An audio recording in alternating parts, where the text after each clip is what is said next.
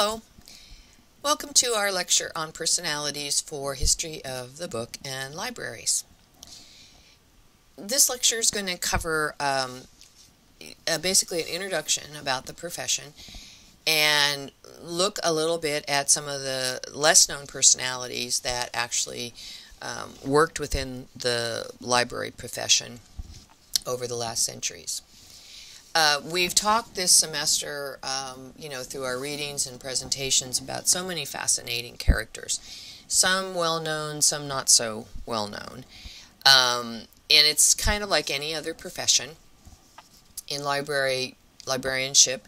Some people get that 15 minutes of national, international fame. Some people don't. Some people are known as the instrumental movers and shakers. But within every little culture and every little civilization, there are people that make vast differences in the profession, whether, it's with the creation of libraries, or whether it's fundraising, or just the nature of volunteer work.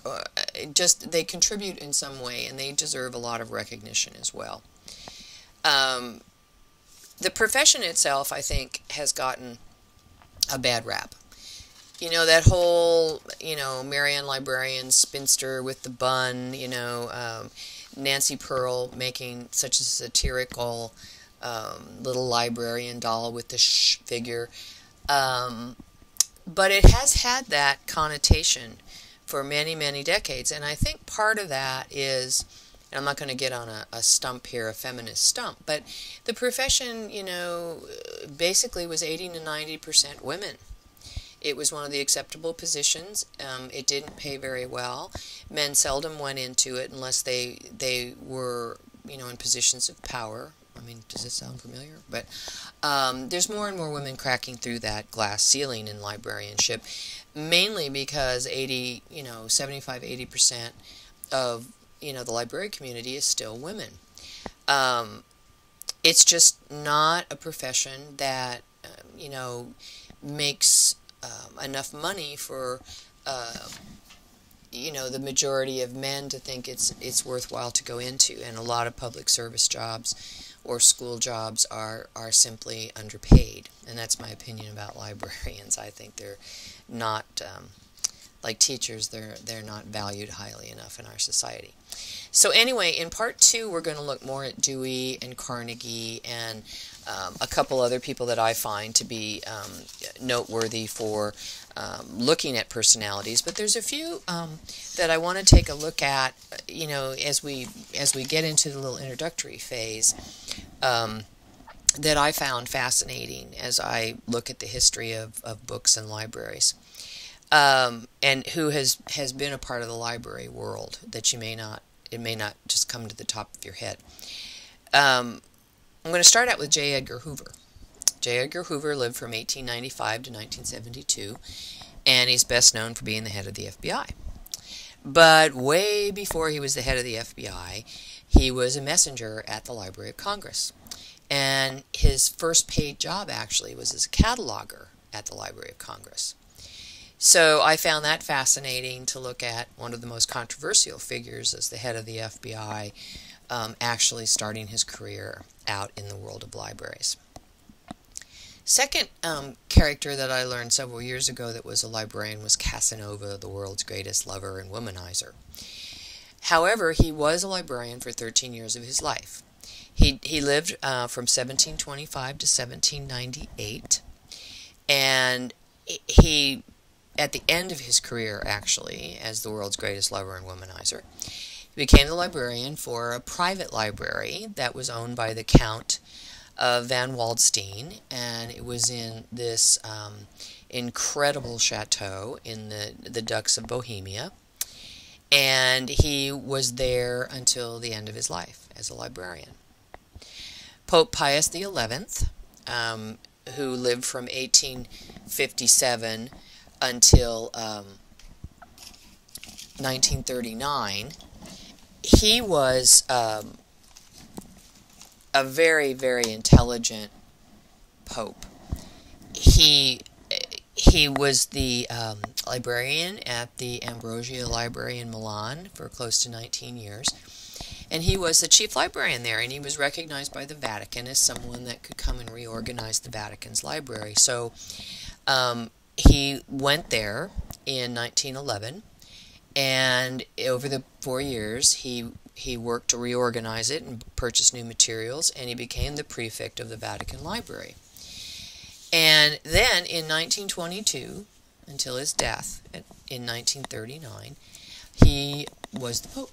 So he was a Pope librarian, which I've always thought to be an incredibly cool thing. There's lots of authors that have been librarians at one point in their life. And just a couple that are of note to me. One is Archibald MacLeish. He was a fascinating man. He was a real Renaissance man. He was a playwright, he was a poet, he was a lawyer, he was Assistant Secretary of State, he was a founder of UNESCO with the United Nations, and he was a librarian. The President of the United States, Franklin D. Roosevelt, made him the chief librarian at the Library of Congress in 1939, and he served there for 5 years and made great changes in how the library functioned, in collection development, and basically a lot of the marketing for the library at that time.